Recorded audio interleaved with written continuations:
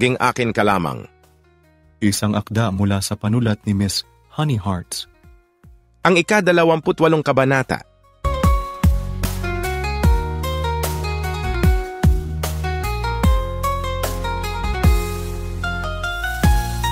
Three years later. Natasha's POV. Naglayas na naman daw si Farah. Bungad sa akin ni Eden pagkapasok pa lang ng opisina ko dito sa Win4 Apparel. Tumango ako habang hindi inaalis ang mga mata sa pinagkakaabalahan sa monitor ko. Oo nga nabalitaan ko rin. Naupo si Eden sa katapat kong swivel chair. It's been 3 years since I survived that nightmare. Oo, aaminin kong hindi naging madali sa akin ang lahat para makabalik sa dating ako. At maibalik ang dati kong sigla, ang dati kong sarili.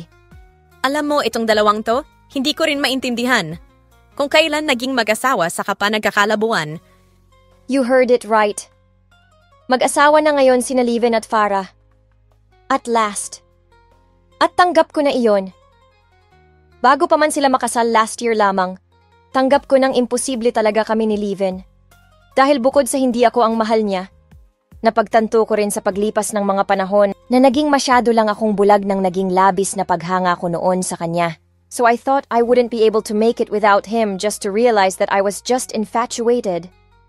Hindi ko rin alam kung bakit bigla ko na lang napagtanto yon.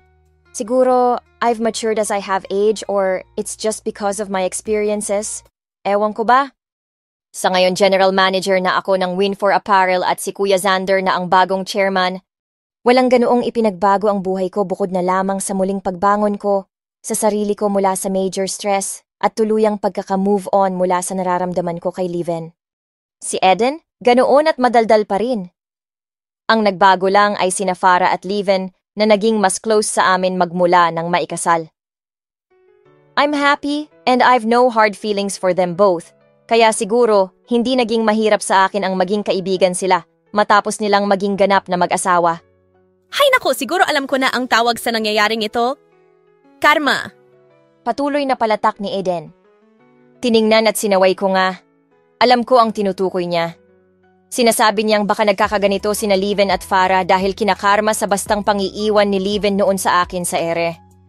Naka-move on na nga ako at wala na sa akin iyon.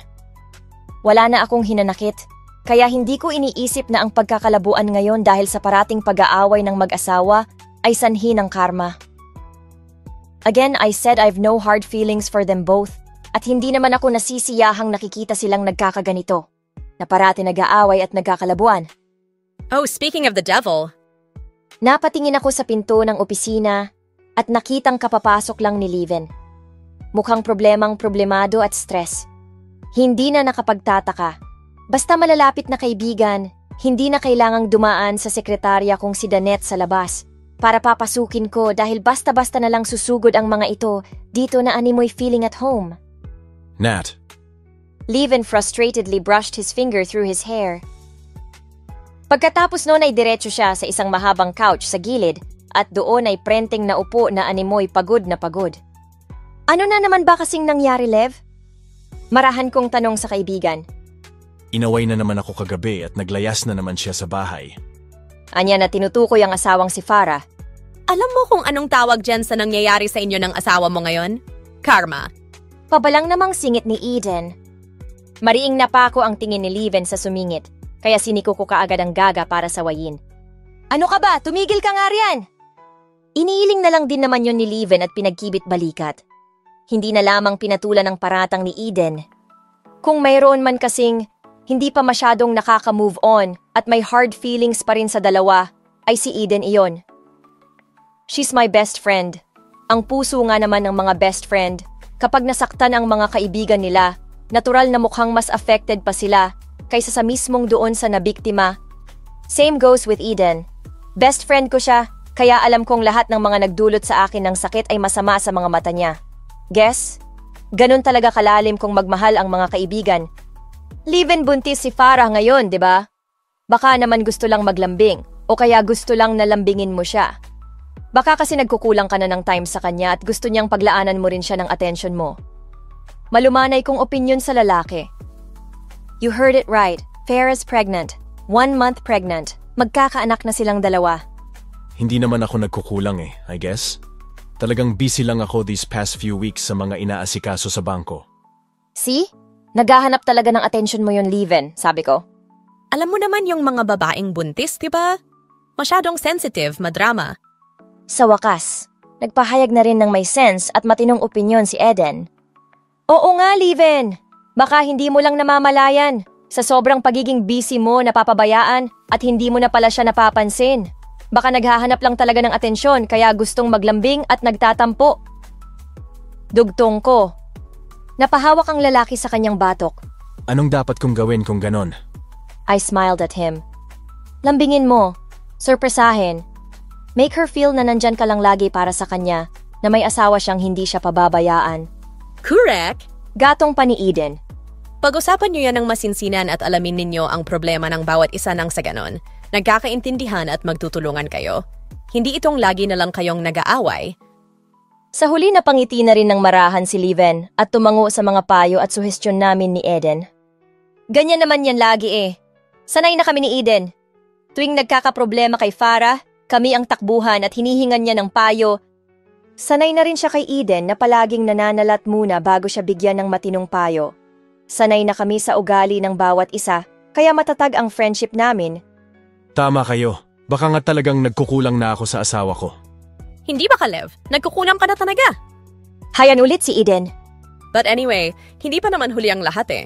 You still have forever to reconcile and love each other. Marahang tumango ako, sang-ayon kay Eden.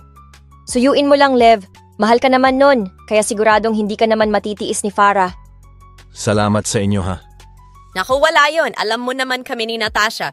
We are always good advisors. Pagmamalaki ng madaldal, Mas good advisor kaya si Natasha. biro ni Leven. Umirap naman si Eden. Ah, talaga ba? Tumawa ang lalaki. Joke lang. Oo na. Dalawa kayong good advisors as always. Walang halong sarcasm. Dapat lang. Nangingiting iiling-iling na lang ako sa dalawa. They're both dear to me as my close friends. Maiba ako, Natasha. Nabalitaan kong babalik na raw si Chance dito sa Pinas ngayong linggo ah. Pag-iiba ni Leven ng topiko.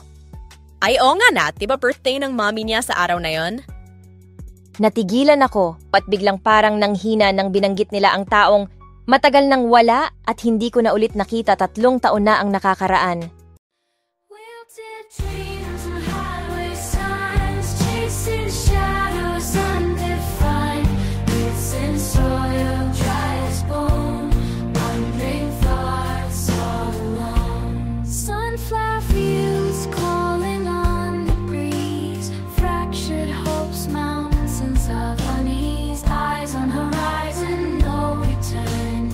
Living fire, watch it burn.